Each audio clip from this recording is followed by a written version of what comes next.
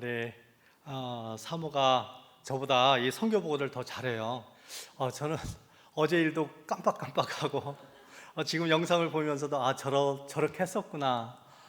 보고 나서 이제 그렇게 기억이 나는. 그러고 보면 죄송한데 저도 이제 60이 벌써 넘어서 선교지에 30여 년 있으니까 그렇게 세월이 갔네요. 하나님의 함께하심, 그 흔적이고 그 증거들을 여러분들이 보셨습니다.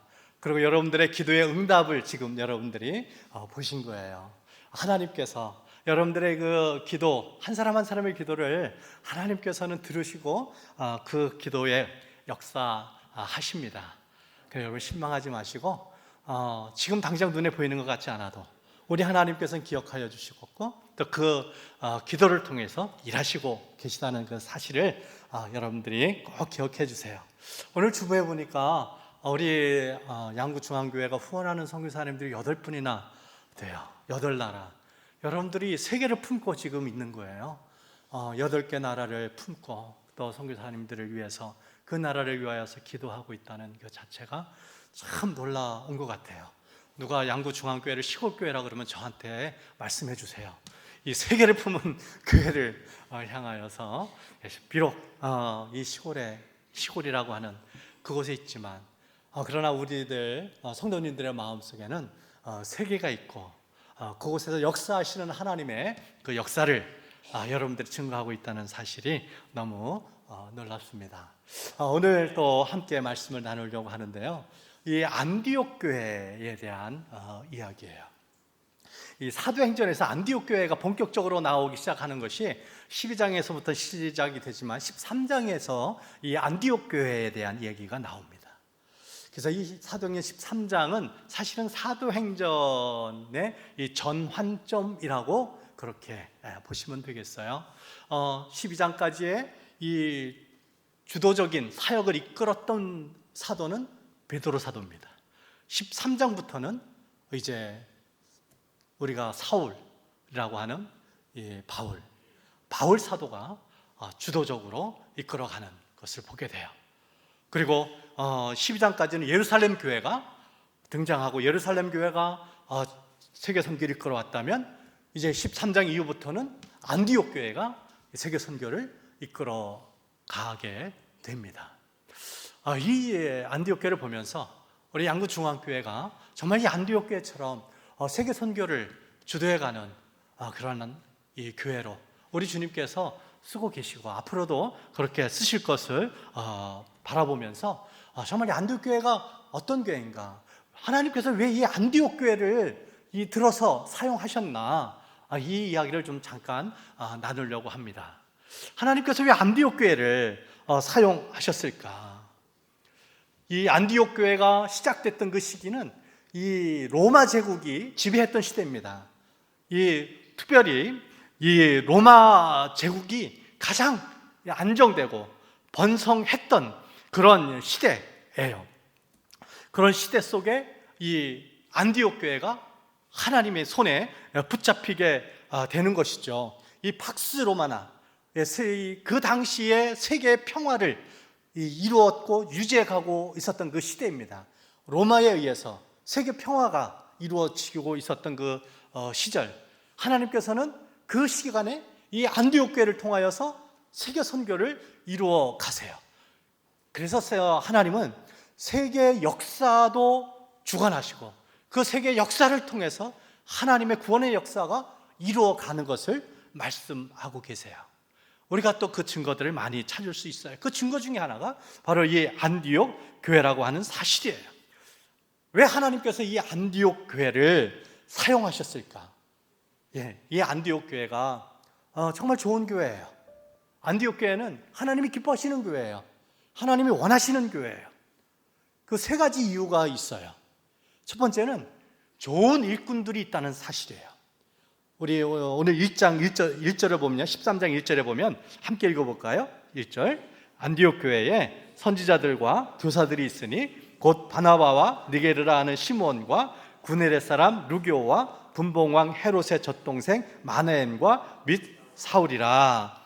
5명의 일꾼이 나옵니다. 바나바, 니게르라는 시몬, 구레나 사람 루기오, 헤롯 젖동생 마나인, 사울, 바울이죠. 이 5명의 이름이 나와요. 안디옥 교회에 이 5명의 일꾼들이 있었다고 하는 사실이에요. 근데 이 일꾼들 한 사람 한 사람을 살펴보면요, 이 동일한 그런 출신들이 아니에요. 바나바, 우리가 잘 아는 바나바, 사울 정도 우리는 잘 알고 있죠. 그러나 바울과 이 바나바도 사실은 상당한 이 거리가 있는 그러한 사람이에요. 이 바나바는 이 섬 출신이에요. 그리고 이 예루살렘 교회에 다녔던, 그런데 자기의 재산을 다 팔아서 가난한 이웃들, 과부들을 사용하도록 이 사도들 앞에 자기의 재산을 놓았던, 그래서 그 이름을 바나바로 사도들이 바꿔주죠. 위로의 아들이라고 하는, 요새는 원래는 요셉이라는 이름이에요. 그런데 그렇게 이름을 바꿔주죠. 그 니게르라고 하는 시몬이 있는데요. 니게르라고 하는 그 이름대로 이 흑인이었어요. 그러니까 이 당시에 안디옥 교회 리더 가운데 다른 인종이 있었던 거죠.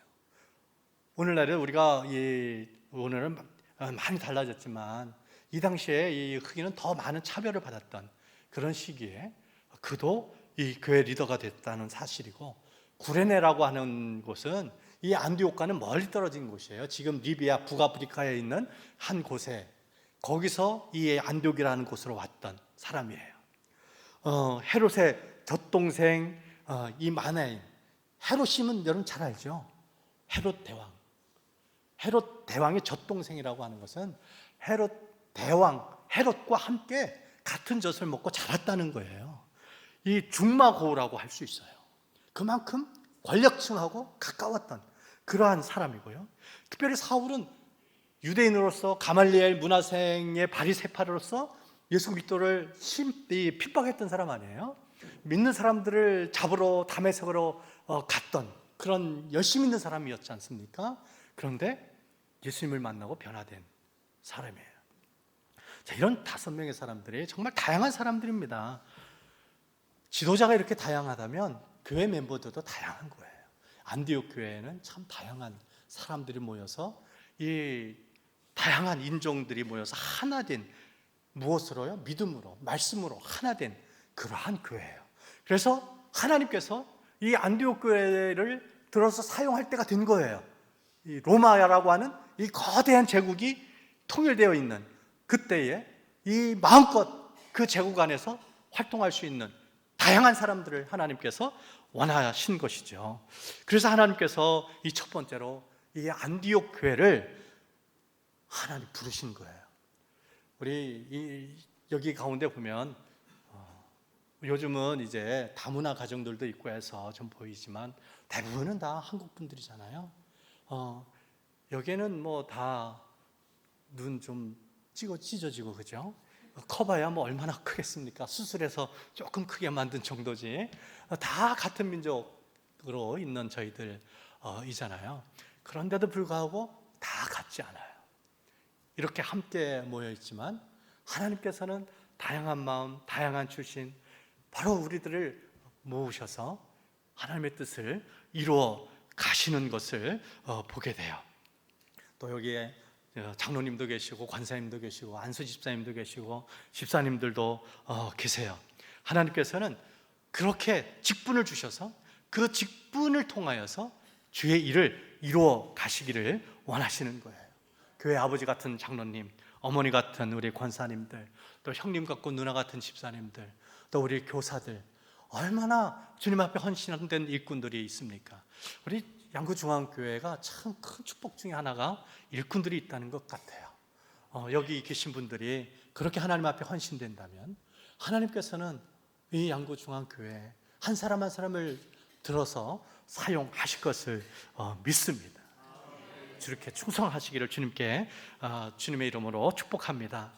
두 번째, 안디옥 교회가 왜 좋은 교회냐? 왜 하나님이 기뻐하시는 교회냐? 왜 하나님이 원하시는 교회냐? 기도하는 교회였다고 하는 사실이에요. 우리 2절 같이 한번 읽어볼까요? 2절. 주를 섬겨 금식할 때에 성령이 이르시되 내가 불러 시키는 일을 위하여 바나바와 사울을 따로 세우라 하시니. 자, 이 안디옥 교회가 기도했는데 어떤 기도를 했어요? 이제를 보니까 금식했어요. 금식. 왜 금식했죠? 그게 중요해요. 이 안디옥 교회가 금식 기도를 한 이유가 뭡니까? 주를 섬기기 위해서예요. 참 놀랍지 않아요? 주를 섬기기 위하여서 금식하는 그런 교회였습니다. 그렇게 주를 섬기기 위해서 기도했던 이 안디옥 교회에 하나님께서 하나님의 분명한 뜻을, 말씀을 주셨어요. 여러분, 하나님을 섬기기 위해서 기도하신 적이 언제입니까? 하나님 나라를 위해서 저 사용해 주세요. 제가 주님을 위해서 쓰임 받길 원합니다. 이렇게 기도한 적이 여러분 언제입니까? 이 안디옥 교회는 그런 교회였던 것이에요. 하나님의 나라를 위해서 써주십시오. 양구 중앙교회를 써주시고 나를 써주십시오. 이렇게 울부짖었던 이 교회가 이 안디옥 교회예요. 그런 교회에 하나님께서 응답을 주시죠. 그런데 그 응답, 하나님이 주신 응답, 하나님의 말씀을 들으니 안디옥 교회는 그것을 감당하기가 어려운, 감당할 수가 없는 그러한 응답을 받은 거예요. 우리 3절 같이 읽어볼게요. 3절. 이에 금식하며 기도하고 두 사람에게 안수하여 보내니라. 첫 번째 금식할 때 어떤 응답을 받았어요? 바나바와 사울을 따로 세우라. 주의 나라를 위하여서 선교사로 따로 세우라는 이야기예요. 그런데 지금 안디옥 교회의 주 리더가 누굽니까? 사실은 바나바와 바울이에요. 그 바나바 바울을 따로 세우라고 하시는 이 하나님의 응답에 이 안디옥 교회가 그것에 응답할 수 없었던 거예요. 그래서 또 선택했던 게 뭐예요? 두 번째 금식을 하는 겁니다. 그래서 안디옥 교회가 두 번을 금식하는, 금식하는 교회였어요. 기도할 때 하나님께서 하나님의 일을 이루시는 것을 보게 되죠. 내가 불러 시키는 일, 그 일을 위하여서 사람을 세우라 라고 하는 그 응답을 받은 이 안디옥 교회예요. 우리 양구중앙교회가 주님을 위해서 금식한다면 주님께서 여러분들에게 또 나를 위하여서, 내가 불러 시키는 일을 위하여서 라고 하는 그 일을 여러분들에게 또 주실 거예요. 여러분, 그 감당할 수 없을 때 기도하면 또 그 감당할 힘을 주시는 것이죠. 안디옥 교회가 두 번째 금식을 해요. 근데 보통 교회에 어려움이 있고 교회가 감당할 수 없는 일을 맞이할 때 교회가 보통 어떻게 합니까? 회의를 하죠. 회의를. 심각한 토론에, 저희도 지난주에 한인교회를 한다고 그랬잖아요. 이 공동의회를 하고 왔어요. 이 예배 초소 문제 때문에. 그런데 이 안디옥 교회는 그 회의 전에 하나님 앞에 또 금식을 한 거예요. 그 금식한 결과가 뭐죠? 3절에 보면 이에 금식하며 기도하고 두 사람에게 안수하여 보냈다, 이렇게 말씀하고 있어요. 그렇게 하나님의 명령에 순종할 수 있었던 거예요. 여러분, 주님의 부르심, 주님의 명령에 여러분들이 응답하기 어렵습니까? 어떻게 하면 응답할 것인가? 이리 생각하고 저리 생각하고 그거 중단하세요. 이 사람에게 저 사람에게 조언 구하고 그거 이제 중단하시고 하나님께 매달리세요. 하나님께서 말씀하셨다면 하나님께서 그 일을 하실 거예요. 하나님이 응답하실 것입니다. 그것이 바로 이 안디옥 교회였어요. 그래서 안디옥 교회가 하나님이 기뻐하시는 교회고 하나님이 원하시는 교회고, 그 시대에 이 팍스 로마나 거대한 제국을 복음화시키는 일에 하나님께서 불러 쓰시는 그런 교회가 되었다고 하는 사실이에요. 세 번째, 이 안디옥 교회가 좋은 교회, 하나님이 기뻐하시는 교회, 하나님이 원하시는 교회가 된 것은 뭐냐면 선교하는 교회였다는 것이죠. 우리 3절 다시 한번 읽어볼게요. 3절. 이에 금식하며 기도하고 두 사람에게 안수하여 보내니라. 어떻게 했다고요? 보냈다. 보냈다라고 이야기해요. 보냈다라고 하는 이야기는요, 이 원어 성경의 뜻을 찾아보니까요, 풀어 놓았다, 놓아주었다라고 하는 거예요. 그동안 못 놓아준 거예요. 그동안 할 수 없었던, 나는 할 수 없어요 라고 하는 그러한 마음, 그런 마음을 가지고 있었던 거예요. 그런데 기도하고 나서 그런 못한다라고 하는 마음이 풀어진 거예요. 놓을 수 있었던 거예요. 하나님께 헌신할 수 있었던 거예요. 그것이 바로 이 안디옥 교회가 선교하는, 바로 그 교회가 될 수 있었다는 것이죠. 선교하는 교회, 정말 이 시대에 다시 한번 선교하는 교회가 필요한 때입니다. 선교 현장에 있는 선교사들이 피부로 느끼는 것이 있습니다. 제가 사역하는 이 필리핀도 피부로 닿는 게 뭐냐면, 한국 교회가 선교에 이제 더 이상 올인하지 않고 있고 못하고 있다고 하는 사실이에요. 이 필리핀의 선교사 협의회라고 있습니다. 선교회 협의회의 막내가 50살이 넘었어요. 그런데 다행히 예수자 운동의 우리 이정환 선교사라고 이번에 결혼을 했습니다. 우리 현지 우리 자매랑 자기가 양육했던 현지 지체와 결혼을 했어요. 결혼을 하고 우리 선교사 협의회에 가입을 했는데요. 그 이정환 선교사 나이가 45세예요, 한국 나이로. 그래서 50세에서 45세로 떨어졌어요, 막내가. 여러분, 선교사가, 그 선교사 사회에 필리핀의 선교사가 얼마나 많습니까? 저희 중부루선 선교사 협의회에 선교사들이 100명이 넘습니다, 이제. 그런데 그 막내가 이제 45살도 이제 들어왔다고 얼마나 좋아하는지 몰라요.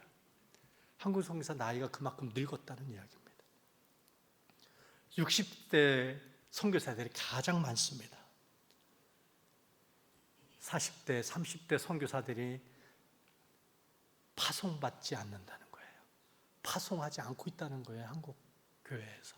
그것이 현실입니다. 여러분들 많이 듣죠? 한국교회 신학교들 다 미달이라고. 한국교회 신학교, 젊은 신학생들이 거의 더 이상 입학하지 않습니다. 오히려 나이 드신 분들이 감동받고 헌신해서 입학하는 경우들은 그것들이 더 많죠. 한국 3대 교단, 그 신학들도 지금 위기를 겪고 있습니다. 신학하고 목회를 하려고 하는 후보생들이 점점 줄어들고 있어요. 이 이야기는 무엇을 얘기하냐면, 한국교회가 선교에 더 이상 쏟아부을 에너지가 없다는 겁니다. 파송할 선교사들이 없다는 이야기예요. 정말 기도해야 됩니다. 그 모든 기도, 그것이 우리 중앙교회가 정말 기도하면서 그 문제들 해결해 가기를 간절히 바랍니다. 그 무엇보다 이 선교, 한국교회 선교에 이 불을 지피는, 여기가 시골이라고 생각하지 마세요. 선교의 열정을 갖고 세계를 품고 있다면 하나님께서는 그 교회를 사용하세요. 여러분이 안디옥 교회가 하나님 앞에 부름을 받을 때, 쓰임을 받을 때의 형편이 어떤 줄 아세요? 아직 조직이 되지 않은 그런 교회예요. 이 역사의 고정을 보면은, 이 현재 터키에 남아있는 안디옥 교회의 흔적을 보면은 동굴 교회였다고 그럽니다. 200명이 들어갈 수 없는 크기라고 그렇게 이야기하고 있어요. 그런 상황에서 이 안디옥 교회가 하나님 앞에 쓰임을 받은 것이에요. 그래서 중요한 건 무엇이냐면, 하나님께서 쓰시기만 하면 교회의 규모나 성도의 많고 적음이 아무 문제가 되지 않는다는 거예요. 우리 개인의 삶이 아무리 작아 보여도, 우리 중앙장로교회가 시골교회고 또 혹 누가 작은 교회라고 이렇게 하고 연약해 보여도, 하나님께서 우리 성도들을 붙잡기만 하신다면, 우리 중앙교회를 붙잡고 쓰시기만 한다면 이 한국교회를 변화시킬 것이고 세계 선교를 이루고 또 한국교회를 깨워서 함께 선교에 참여하는 그런 교회로 우리 주님께서 쓰실 것을 믿습니다. 하나님이 쓰시는 정말 좋은 교회, 하나님이 기뻐하시는 교회, 하나님이 원하는 우리 양구 중앙교회가 되기를 주님의 이름으로 축복합니다. 이 시간에 우리